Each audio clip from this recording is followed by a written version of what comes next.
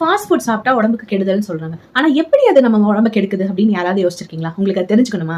நான் சொல்றேன். World health organisation என்ன சொல்லியிருக்காங்கன்னா, தினசரி சோடியம் லெவல் வந்து ஒரு நாளைக்கு 5 கிராம் தான் எடுக்கணும். ஓகேங்களா? ஆனா இப்ப நம்ம சாப்பிட்ற ஃபாஸ்ட் ஃபுட் ஈவன் எந்த சிப்ஸ் பாக்கெட் வேணா எடுத்துக்கோங்களா, அதுல வந்து சோடியம் லெவல் பாத்தீங்கன்னா கண்டிப்பா ஒரு 15 மேல இருக்கும். சோ 5 எங்க இருக்கு, 15 எங்க இருக்கு, யோசிச்சீங்களா? சோ இந்த மாதிரி சோடியம் நிறைய இருக்க ஃபுட் எடுத்துக்கிறது தான் பாத்தீங்கன்னா ஃபாஸ்ட் ஃபுட்னு சொல்லுவாங்க. சோ இந்த ஃபாஸ்ட் ஃபுட்ல பாத்தீங்கன்னா டிரான்ஸ் ஃபேட் இருக்கு, சோ ஈவன் சோடியம் இருக்கு, நிறைய கார்ப்ஸ் இருக்கு. சோ இந்த மாதிரி நிறைய இது எல்லாமே வந்து நம்ம பாடிக்கு கெட்ட விஷயம் தராது. சோ இது எல்லாமே எடுக்கிறனால நம்மளோட செல் இருக்கு இல்லையா, நம்ம செல் நம்மளோட ஒவ்வொரு டிஷ்யூலையும் ஒவ்வொரு ஸ்கின்லையும் பாத்தீங்கன்னா செல் அப்படின்னு ஒன்று இருக்கு. ஸோ அந்த செல்ல இன்னர் லேயர் வந்து பாத்தீங்கன்னா பொட்டாசியம் அப்படின்னு ஒரு சத்தால உருவாயிருக்கு. அவுட்டர் லேயர் வந்து பாத்தீங்கன்னா சோடியம்.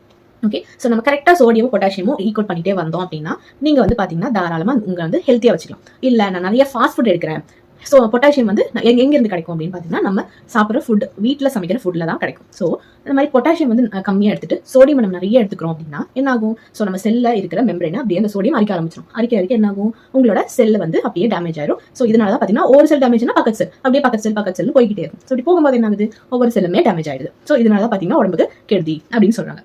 இல்ல நான் வீட்லயே வந்து நான் சமைச்சு சாப்பிட்றேன் அப்படின்னா உங்களுக்கு பொட்டாசியம் லெவல் வந்து ஜாஸ்தியா இருக்கும். ஸோ அப்ப என்ன ஆகும்? உள்ள இருக்க பொட்டாசியம் என்ன பண்ணுன்னா உங்க செல்ல எல்லாம் ஹெல்த்தியா வச்சிருக்கும், நல்லா க்ரோ பண்ணும் உங்க செல்ல. ஸோ இப்போ நம்ம சோடியமே பொட்டாசியமே கரெக்டான லெவல் வச்சிருந்தோம்னா நீங்க ஹெல்த்தி.